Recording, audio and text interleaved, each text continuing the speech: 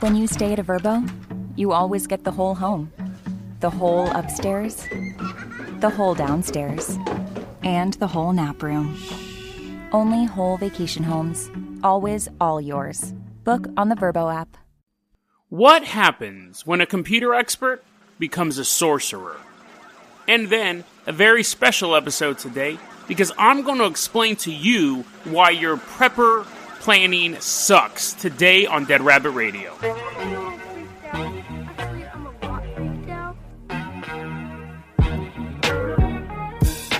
Hey everyone, welcome back to another episode of Dead Rabbit Radio. I'm your host, Jason Carpenter. I'm having a great day. I hope you guys are having a great day too. It's really nice and sunny out, and I think it'll be a beautiful day. Fingers crossed. You know what's funny is that a lot of times I will either forget to mention stuff in follow-up episodes, or I pre-record episodes and don't know what the consequence is going to be. So I recorded the Michael Taylor episode and the Freddy Krueger episode on the same day, which it helps a lot when I'm able to get ahead of the recording process. I can do more research. And the Michael Taylor episode, honestly, I think is probably my most disturbing episode for me. I had a hard time sleeping. I actually had a hard time moving around my house in the dark after editing and posting that episode. That episode really disturbed me. For whatever reason, I've covered stuff that's way more, on paper disturbing, but that one really got to me. I even refused to go get my laundry out of the dryer because it's, downstairs in the apartment complex and it's kind of haunted here. And so I was like, nah, I'll just pick it up tomorrow morning. Yeah, it really affected me. If you didn't listen to that episode yet, I recommend checking that one out. That was Monday's episode. It's The Blood of Satan. It's The Blood of Satan was the name of that one. So that should give you an idea of how intense it is. But let's go ahead and get started with our first story. Now, our first story is really interesting. Just recently popped up in the news. But the events that put it forward took place a couple years ago. So the year is 2017. And in Paraguay, there was a young man named Ariel Bataix. I know it's French. Batoy? Anyways, Ariel, Little Mermaid. She wants her legs, but instead of getting her legs, she becomes a man. She becomes a 31-year-old man. And this is a more depressing version of the Little Mermaid story. Now, Ariel is a computer programmer, and on the side, he dabbles in a bit of black magic, or sorcery, I guess would be a better way to put it, because he wasn't actually trying to hurt people with his magic. He was trying to help them find love. The one thing everybody wants. Everyone wants a little bit of love. But so one day, though, Ariel, very successful computer developer, very successful sorcerer, goes to a Western Union office in Paraguay to pick up a payment. People are just doing their business. It's a normal day, whatever day this was, they don't say. And he walks in there to get his money. And as the person in the Western Union office is handing him the money transfer for $800, federal officers rush the building. Take him. Throw him in the back of a car. He's under arrest. So, this is how this all happened. Ariel was just a dude. And he's really good at web design. He had a couple clients. And like I said, he dabbled in sorcery. And he realized he could put the two talents together. So he started this group called Amoris Inmeditos. Which is basically like a love connection or finding love or something like that. I think that's what it ended up being. It was basically a website where you could, through the use of magic, be connected to your soulmate, which is an easy thing to fall for. It's really, really easy for people to fall for this. And you may go, well, I'm a skeptic. I don't believe in magic. I don't believe magic can find me a soulmate. And you're in an abusive relationship. Love is the easiest thing to get tripped up on. Whether or not magic is involved or just human manipulation or trickery or whatever, it's such an easy gimmick to control people. But anyways, whether or not he started it off as a gimmick or he actually thought he had these magical powers to bring people together across the universe, we don't know. But he does start this service and it does become fairly successful. But it was all online. So he had clients all over the world, a bunch in South America, he had a bunch in the United States, he had some in Europe as well. And the way that it would work online, because again, it's kind of hard to do magic rituals, over the phone. People do it because it's pretty much a scam all the time, but sometimes the person could at least maybe start with good intentions. His thing was this. I'm going to tell you what to do. You have to send me a video of, now I think you can see where this is going. You have to send me a video of you doing it, and then I know that the ritual is complete, and that way I can then use your power processed over the internet and find your loved one. So the ritual generally was you had a couple candles and like a lighter and some alcohol. You'd have to drink the alcohol and light the candles and recite this phrase, recite these sayings and stuff like that. And generally the phrases were vulgar things. Like they were basically, it was like dirty talk. So you're recording yourself talking dirty to a stranger and drinking alcohol. And then you send this video to this guy and he's like, okay, I'll see if I can help you find a loved one. But it starts to escalate very rapidly. Where, you know, he's a young man. There's a couple other guys working at this company. I'm sure that at a certain point they're like, let's see how far we can push this. So at a certain point, the people had to also start performing sex acts on camera as part of this ritual, which was most likely masturbation. Masturbating on camera, saying these dirty phrases, and sending it to a guy in Paraguay hoping to find true love. But even that wasn't the trigger that got him arrested. Because that's just two consenting adults being weirdos. What happened was he found out just through passing that one of the clients that he had a video on was extremely wealthy. Very, very high up in society and extremely wealthy. They never revealed who this woman was. But he then contacts her and says, I'm going to release this video online unless you give me $250,000. It never says whether or not he actually got any money from her. But I'm thinking that he did, because then he began doing that over and over and over and over again, to the point where they were no longer just advertising, originally he was like advertising on like the Spanish version of Craigslist.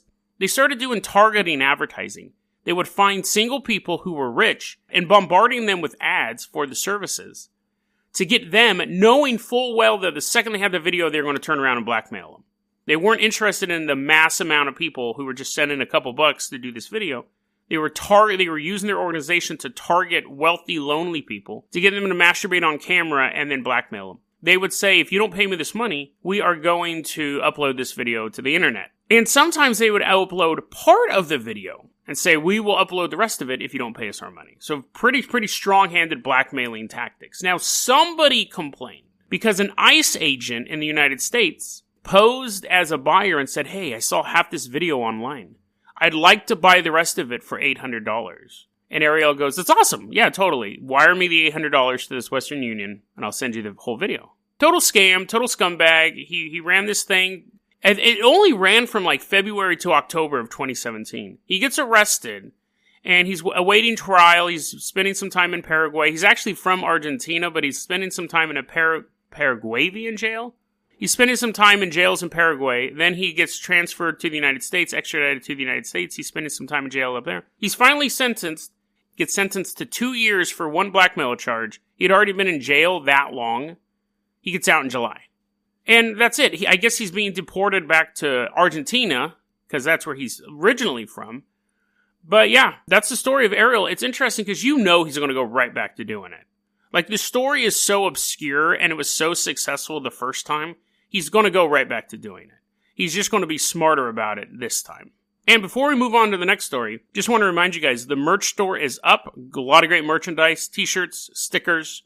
I think there's a couple posters as well. If you want to support the show, that's a great way to do it. Hey kid, I didn't see you over there. Why don't you sit down here? Yep, it's me. Prepper Jason. You know, you had to figure I was a prepper, right? You knew that I was a guy who took the end of the world seriously. What I have right here in my... Okay, I'm gonna stop doing the voice. What I have here right in my hand is a can of tin fish. I've never eaten this before, but I'm a survivalist. You gotta know what the end of the world... I salvaged this from a dead shopkeeper. He was carrying his... Oh my god, that's disgusting. Ugh. Nope, I gotta take at least one bite. Oh my god, that's so gross. Ugh. Prepper Jason. It's not bad, actually. It's not bad. It smells disgusting. And it looks like cadaver flesh, but you gotta be prepared for the end of the world. You gotta be prepared for the end of the world. You know what's funny? Is because of this podcast, and actually even before this podcast, because of the type of research I've done, and just the type of conversations I have, I've met hundreds of, maybe not hundreds, dozens of real life, like hardcore preppers in my life. And definitely online I've met hundreds. But in real life I've met dozens of real life preppers. I don't care who you are, your prepper plan sucks. Every prepper plan I've ever heard leaves out massive, massive details. And they don't realize it because most of these plans are based on pre-Glasnost, like they were created during the Cold War type of prepper plans. Or they read a lot of books about the apocalypse and saw the road. And they think they know what it's like to experience the end of civilization. So let's talk about this. Now, obviously, there's a couple different ways that the world can end. There's a couple different things that the preppers are looking at. So we're going to look at basically 3 different types. We're going to look at zombie apocalypse just for fun. We're going to look at an EMP attack or a solar flare, which sets the world back 200 years. And then we're going to look at government collapse type of thing. Now, I'm going to address the government collapse thing right off the bat, because that's what most preppers, like the zombie stuff, it's fun for them, like, oh yeah, there's zombies coming. But a lot of them are mostly concerned about government collapse or the EMP thing. But I want to cover the government collapse thing first, because it's actually the easiest thing to do. Now, I'm 42 years old. Oh, I turned 42 this year. Wait, do I? It doesn't matter. Anyways, I'm old. I've experienced a lot. I've lived a lot. And most of my listeners, most of you guys are younger than me. Some are older or my age, and you guys will remember this. Because when we look at government collapse scenarios with preppers, this is really what we can look at. When the Soviet Union collapsed in the late 80s, early 90s, the Berlin Wall comes down, and then basically not only does the government of an empire collapse, but so does their entire economic belief. Like, it's not just like the banks went bad. Everything that was their economy was based on fell apart in a very, very, very short amount of time. It was the equivalent of going to school on Monday and on Friday you come out and school doesn't exist anymore. And neither does your home or the roads to get there. When the Soviet Union collapsed, and this is where a lot of younger people won't remember this, when the Soviet Union collapsed, there was outright anarchy across the entire eastern continent of Europe. There was no functioning government. There was no police, no firefighters. I remember watching on the news, citizens had to armor their own cars and begin taking fur off animals and wearing that for clothes. And they begin just riding from town to town, bashing other Russians' heads in. It was absolutely insane. And you started to see these regional warlords I remember I probably was like 12, watching on the news on CNN these regional warlords hold these giant death games in this Thunderdome. It was absolutely bizarre. And it was just chaos, absolute chaos for decades. Now, obviously, none of that happened. None of that happened. You did have the collapse of a government and a economic and social order within the course of probably about 2 years. Just fall apart. And honestly, it was a little bit shorter than that. It just was like, I remember waking up one morning and being like, oh, so there's tanks in Moscow. The Soviet Union is over. And people just went about their business. People in Russia they didn't become vigilantes. They weren't riding from town and buggies and they weren't like war pups. They just went to work. And they were like, I don't even know if I'm going to get paid for this, but I don't know what else to do, so I'm just going to go to the factory. And they'd go to the factory and the guy'd be like, yeah, I don't know what's happening either, but let's just all work and make potato sacks or whatever they were making over there. The government collapsed, the economy collapsed, the philosophy of that part of the world collapsed, and people just went about their business. And that's why when people say like, oh, if the government does this, if the government does that, and I'll always say, oh yeah, remember Russia? Remember when Russia devolved into a massive state of feudal warlords driving around on fire-breathing trucks, and they'll look at me and they'll be like, because it has never happened. The idea that if the American government collapsed today, it would become the Postman, that movie The Postman, which is really underrated. It's actually quite good, but it's never been documented in modern times. Even like you can say what's going on in like Venezuela, where they're like having coups and attempted coups and they're running out of food and the economy. People are still like waking up, dusting off their porch. They're starving. They're super hungry. But if you weren't like a criminal warlord before that, you're very unlikely to do it now. And if you did do it now, you'd get shot, because the existing criminal warlords who have been doing it for 20 years, they're like, why are you stealing my food? That's my food. So when you look at any modern example of a government collapsing, it doesn't devolve into a massive Mad Max type scenario or a Postman type scenario or anything like that. And the best example to look at is Russia, because it wasn't just their government, it was their economy and their social philosophy completely disappeared. And look at it now. Look at it then. I remember, like, it was obviously, like, people suffered. It wasn't the best way to transition, but it wasn't this huge, horrible thing that people imagine when they imagine a government collapsing. Honestly, when people say stuff like that, it is honestly as ridiculous to me as zombie apocalypse. So let's go ahead, though, and move on to zombie apocalypse, because there's more meat to this one. And the lessons we learned from the zombie apocalypse will take us to our more likely scenario of an electrical grid shutdown. Not likely in the sense, but the one that, if it happened, could cause some long-term stuff. Years ago, I got contracted to write a book about Y2K, before Y2K, when no one knew what was going to happen. And I started researching all this prepper stuff, so we're talking like 1999. And I had researched it before, and I found this out, and it's funny, because I did let me finish this story first, and then I'll move on to the next one. Humans are the only species of animals that cannot eat the same food forever. Humans will actually, if they eat the same food long enough, they would rather starve than take another bite of that food. So if your prepper plan is to buy a bunch of Denison's chili beans, like mine is, you could eat chili beans every single day. You could eat chili beans 3 times a day.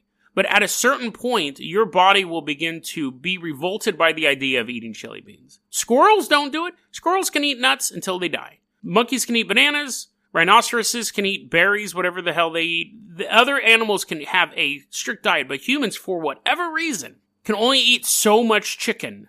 And they're like, I don't want any more chicken. So one of the keys to having a prepper plan is to have a large variety of food. That's one thing a lot of preppers get wrong. It's not just about having enough food, it's about having a good enough variety of food. So if you are prepping, you have to have all these different types of food. So that's one thing a lot of people get wrong. And so I'm from California. You are supposed to have minimum 3 days of food and water on you, because I grew up in earthquake zones. I lived through a couple earthquakes. I was in Alameda during the big 88 earthquake. That was quite a story, but you should have minimum 3 days. Really, people say now you should have 2 weeks of food and water. That is the best piece of advice. And I think all of this prepper talk, all of this prepper discussion, really nonsense, really comes down to you should have supplies for you and your family if something happens. There are people who are like, preppers, that's stupid. I don't prepare for nothing. And then there's a small inconvenience, a power outage, things like that, and they freak out. Then you have preppers, on the other hand, they buy 5 years worth of food, and they're stockpiling guns and gold and all sorts of dumb stuff. And then nothing ever happens. It's just a waste of time and money worrying about something that's not going to happen, versus the person who doesn't worry about it at all. And what's funny is that the people in the middle are viewed as the other side by, like, the prepper view. If you have 2 weeks worth of food, the prepper views you as you're totally unprepared. If you have 2 weeks worth of food, the guy, the dude who just doesn't plan for anything drastic happening thinks you're a hardcore prepper. I generally have about 3 days of food on me, and probably about a week worth of water. Does Diet A&W root beer count as water? If it does, then yes, I have a week. So, but you should, no matter what, you should have a week's worth, 3 days to a week's worth of food and water on you. But let's get back to the zombie apocalypse thing. Zombie apocalypse happens. Now, the problem with the zombie, of people preparing to plan for zombie stuff, is that I don't think they realize how quickly it's going to happen. Because that's not just like the local police falls apart, the medical community falls apart, the government falls apart. It's an existential crisis to humanity. Something's actively trying to destroy human. Their only purpose here is to destroy humanity. So people are going to, it's going to be super fast, and people are going to react to it very, very violently. So this is my advice if zombies attack. And this will go against what most preppers believe in. At least a lot of it will. First off, the one thing you have to be concerned, the main thing is people say when zombies attack, don't move. You should board your house up, go to your facility or whatever, your bunker, your fortified fort in the middle of Fort Forest, and wait it out. Wait out the herds, wait out all of the madness and things like that. But the reason why people think that is good advice is because of Night of the Living Dead. If in that first movie they were running and gunning the whole time, the scenario would always be, we'll just run and gun the whole time. It's 100% it. That's the only reason why people think that's a viable strategy, is because the first time they saw zombies, that's what they did in that movie. Because it's not a viable strategy. One, you'll be surrounded by zombies in no time. But a bigger problem, and a problem that people never, ever, ever consider when they're planning their prepping stuff. Ever. I've talked to multiple of them, and they're always gobsmacked when I bring this up. There are going to be massive fires everywhere. Everywhere. Every city will be burned to the ground. And you can look at, like we did with Russia with the government collapse, you have to look at stuff like the Great Chicago Fire or the San Francisco Fire after the earthquake in 1906, and you could say, well, most of their buildings were wood. The only reason why fires are put out in cities is because firefighters. That's it. And there won't be any firefighters. And what will happen is you will be in your apartment or you will be in your house and it will be heavily fortified. And in the apartment or house next to you, a zombie gets in as a guy is frying some eggs up. There's a scuffle. The guy falls down and that fryer is just cooking. Zombies eating his guts. That scenario is going to be replicated over and over again. People are going to be ironing their clothes, getting attacked by zombies. Candles are going to be lit. People are going to be doing stuff, sending videos to a sorcerer in Paraguay, masturbating in front of a camera. Zombies are going to come in. There are going to be hundreds of fires started simultaneously across every single city. So your perfect little place that's boarded up and you have the bulletproof windows and you have all your food and your gold and your guns, it's a death trap. Everything will burn in a zombie apocalypse. Absolutely everything. And that's the one thing people don't think about when they're doing these prepping stories, because it's not cool and it's not fun and you lose every single time. The idea of having these prepper fantasies is you coming out on top, but you can't beat fire. So if you are in a city or an apartment or a house and you are anywhere near anything else that is flammable, trees, houses, a big giant linen factory next to the match factory, leave. Because you will burn. You will burn in the fires of the zombie apocalypse. Another thing to be aware of is that there's going to be vermin everywhere. Everywhere. Everything will become diseased very, very rapidly.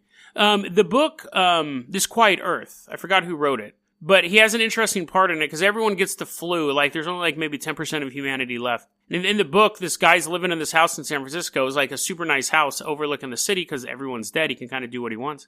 And he wakes up and he sees ants everywhere. He goes, I look out, there's like billions of ants. There's so many ants I can smell them just walking through my neighborhood. And he looks out and he sees the entire city covered in ants.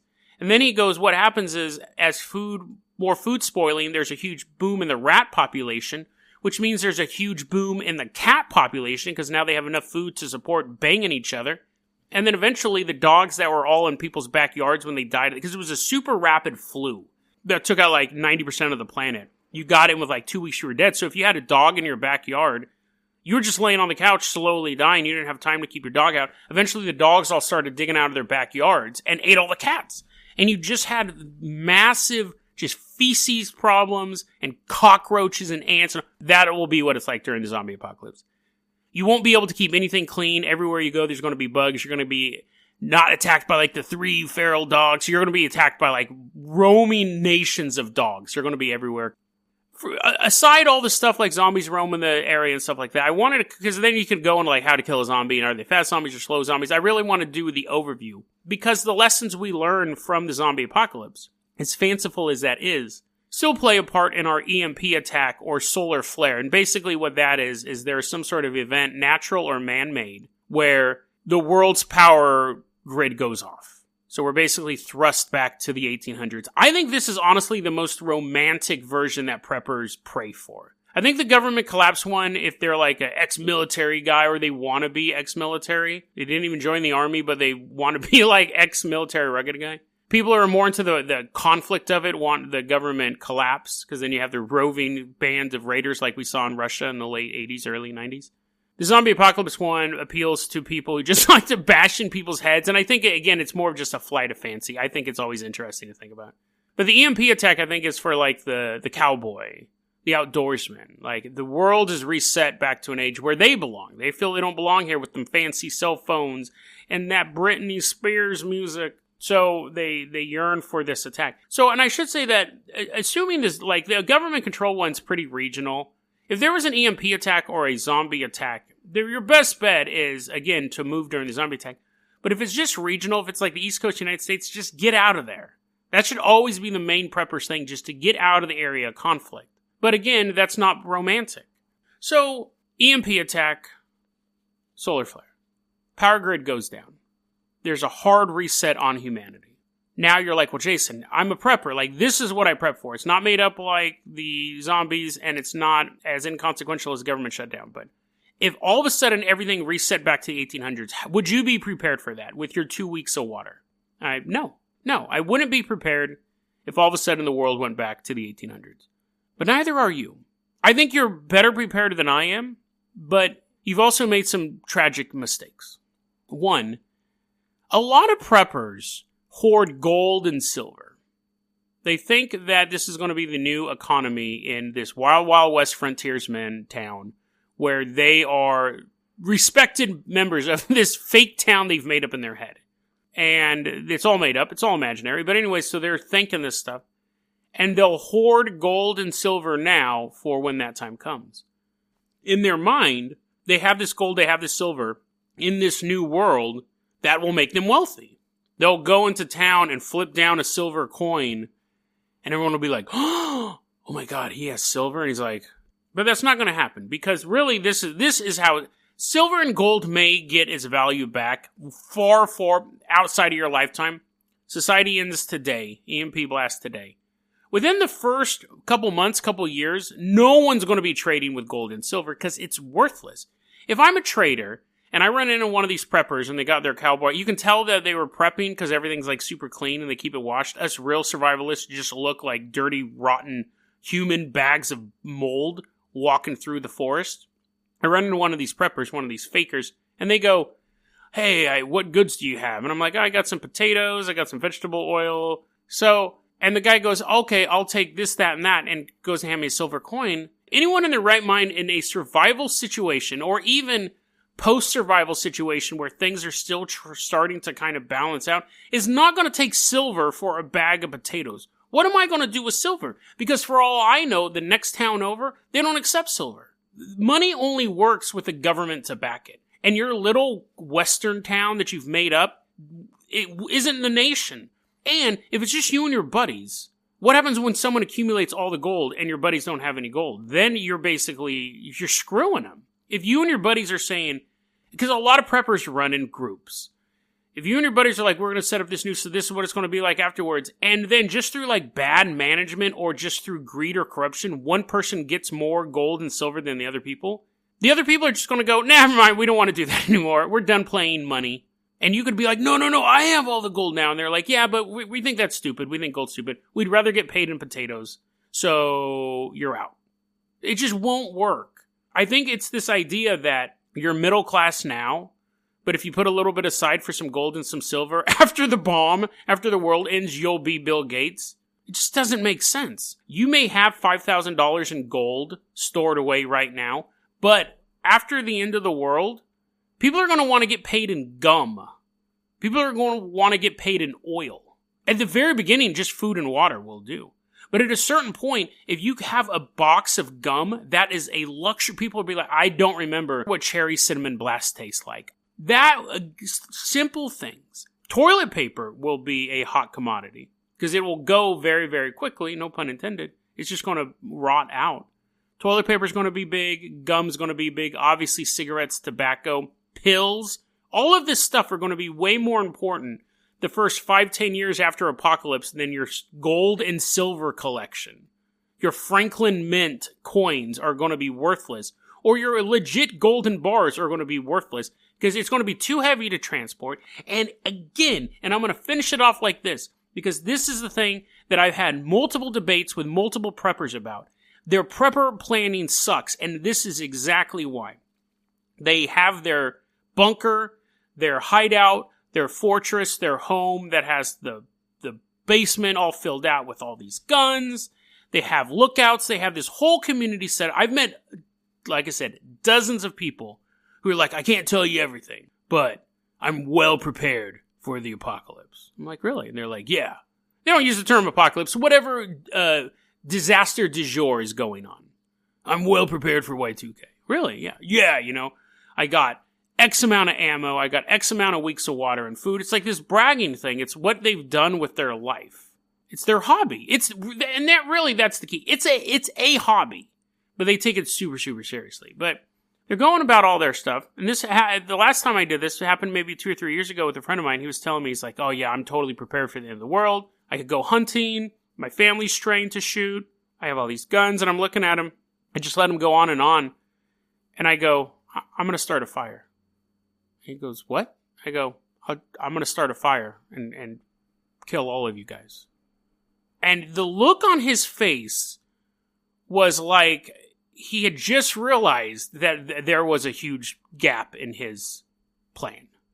And I go, I'm just going to start fires everywhere. I go, the end of the world, we were in Hood River. I go, this entire mountainside's going to be dust. I'm just going to start fires everywhere. And he's like, why would you do that? I'm like, why not? Now, obviously, I'm just trying to get under his skin. I'm not a pyromaniac, but I go, why not? It's the end of the world. And no one will be there to put them out. And because we have problems with fires up here, and they're, like, during the summer, they're massive. And I go, it doesn't matter. I go, I can start a fire 10 miles away from you. It could get to you. It could not. I don't care. I'm just going to burn everything down. But if I wanted it to get to you, if I wanted to direct it, I could do that too. And you can't shoot a fire. You can't defend against a fire. Fire burns everything. And there will be no firefighters to stop it. The only way that fire will not destroy your home is if there's a big rainstorm. And if there is, I just start another fire. Later. The storm's done and all the trees get dried. And at this point, he was visibly upset. At that point, he told me, he goes, if anything ever happens, the first thing I'm going to do is find you and kill you. Because it's a threat. Not a legal threat. Like, obviously, I would never actually do that to him. But it was a threat to his philosophy. You have these imaginary scenarios where you have your cowboy hat on and you're, like, protecting your family and you're eating homemade pumpkin pie at night and, like, singing songs with the guitar and all that stuff. And then every so often a raider team of, like, other people will, like, come through the woods and, like, give us your women and your food and then you pull out your store-bought, pristine rifle that you've only fired for target practice and you blow the dude's head off and then the other raiders are shooting back with their cheap guns and you're like, haha, there's nothing on my 50 cal. And the family's shooting back and another victory. And then that night you have some more pumpkin pie. That's the dream. And then eventually you start to rebuild this society and you become an upstanding member of this new society. Because in this society, you're just a schlub. That's the fantasy. But the reality is, I'm just going to burn everything down. I know that you have a house up there that's full of years worth of food. And I know you're a threat. I know that I don't know anything about you. You could be an upstanding Christian person. You could be a hardcore serial killer. You could be a politician. It doesn't matter. You're in a house. You have a bunch of stuff. It's the end of the world. And I want it. I'm just going to burn everything down. If you're in a house in the city, I'll burn down the city. If you're in the house in the woods, I'm going to burn down the woods. If you're in the desert, it's a little bit harder, but I'm not in the desert, so it doesn't matter. I'm going to burn everything down. And I told someone that, and they go, well, isn't that going to burn all the food up? And I said, it'll burn up a portion of the food. Sure, it's not going to burn everything. And if it does burn, it kills everyone in the house and burns all the food, oh well. They're not a threat anymore. This group of people with these guns and all this gold are no longer a threat to me. So I could still just be going around eating squirrels and rabbits, but I don't have to worry about them anymore. That's the problem with your prepper plan. Now, again, I should say I'm actually not going to burn everything down, but there will be people who will. And more importantly, nature will. I read this statistic a long time ago. If man wasn't here, forest fires would be incredibly common and entire forest would be gone. Because a lightning strike would hit a forest and it would burn until the weather put it out. Just firestorms that lasted for weeks. And we see proof of this all over the world. The fact that humans are here means we can actually put out the fires. In your apocalypse scenario, that stops. The world is choked out by fire and smoke. There is vermin everywhere. The chances of you surviving that first year are so incredibly low because you didn't plan for basic stuff like fire and disease. You got a water filter, but you didn't remember the 10 million cockroaches that are just going to swarm your house, suffocate you while you're sleeping. If you really want to prepare, you have to prepare for everything, even the things you didn't know you had to prepare for. Maybe someday your prepper plan won't suck. Maybe someday you'll actually stand a chance against a maniacal lunatic in the middle of the woods with a match. But I think it's hard for basically in a survival scenario, what it is one man or one group of people trying to outwit the rest of the world. And I don't think anyone can prepare for that. DeadRabbitRadio@gmail.com is going to be our email address. You can also hit us up at Facebook.com/DeadRabbitRadio. Twitter is @JasonO'Carpenter. Dead Rabbit Radio is the daily paranormal conspiracy and true crime podcast. You don't have to listen to it every day, but I'm glad you listened to it today. Have a great one, guys.